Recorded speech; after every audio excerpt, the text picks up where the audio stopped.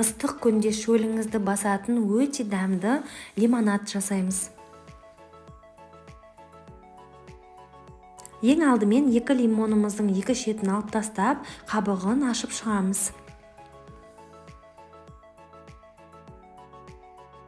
Лимонымызды ортасынан бөліп, шырынын шығарып аламыз.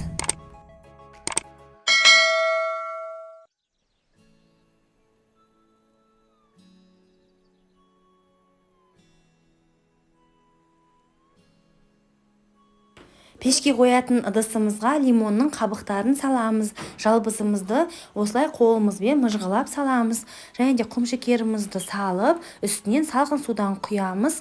Осыны пешке қайнатуға қоямыз. Қайнаған соң 5-6 минут тағы да қайнатамыз.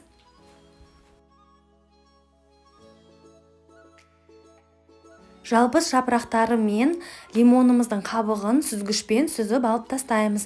Және де шырынымыздан қосып араластырып, осы лимонадымызды салқындатамыз. Лимонадымыз дайын болды. Рецепт ұнаса лайк басып, пікір қалдыруды ұмытпаңыздар.